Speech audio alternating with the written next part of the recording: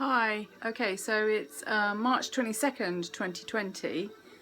I'm not looking too great at the moment. Yeah, it's been a really difficult week. The pre-apocalyptic COVID-19 world is here, and I'm at home. That's where most people are going to be for a while, in their homesteads, wherever they are.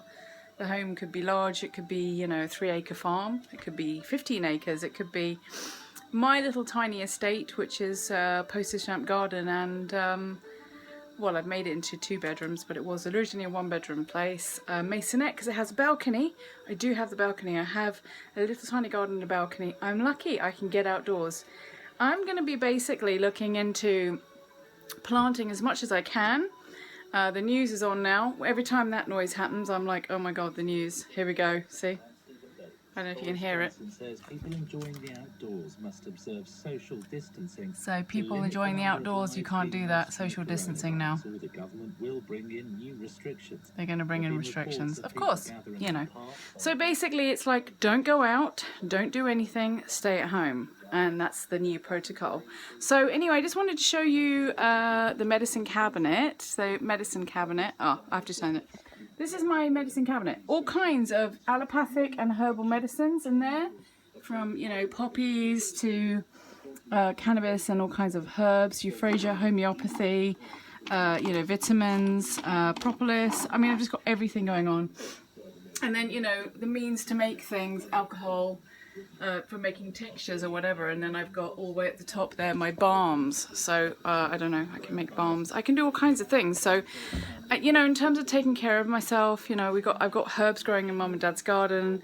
We got a lot of veg we're going to grow, and we've got stuff. So I've got jars, so I've got things I can grow and then pickle or jar, and I've got huge amounts of dry stuff anyway.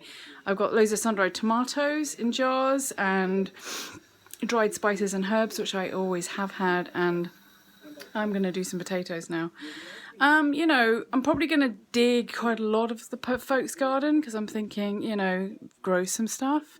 So we're probably going to do potatoes, we're going to do beans, we're going to do cucumbers, tomatoes, courgettes, pumpkins, squashes, radishes, beetroot, onions, just grow as much as you can. And we've got loads of herbs anyway.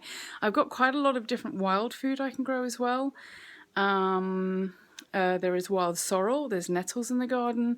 Nettles are edible, and there's some rather unusual kind of herbs that you can sort of eat as a vegetable, like lovage. And people even used to have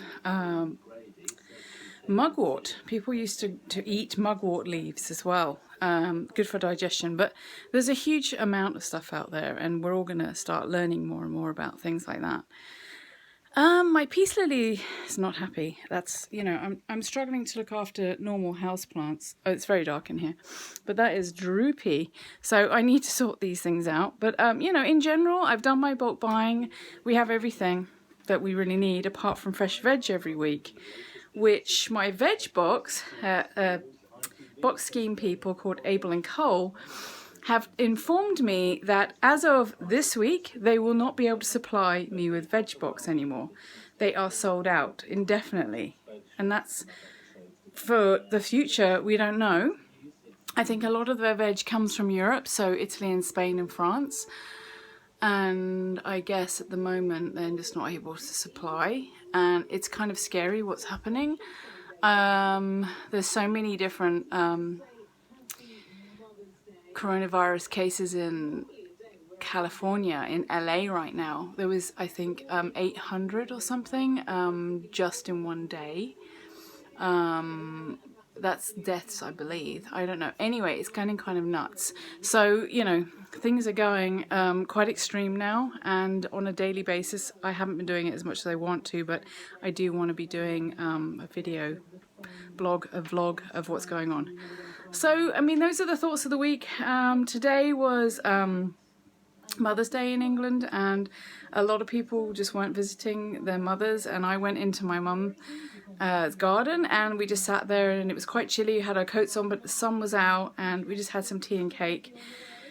And just, you know, was able to sit, I mean, at a distance to each other, but, you know, being very vigilant and careful about touching things and trying not to do any of that sort of like cross-contamination or whatever. I'm outside in the world still, but I'm trying to keep everything clean, even like changing my clothes, wearing a scarf over my head, and keeping my mouth covered and my face, you know, with my eyes with glasses, and just basically trying not to pick anything up, and then removing my outer layer of clothing when I come into the space with other people, and removing all that stuff and leaving it somewhere.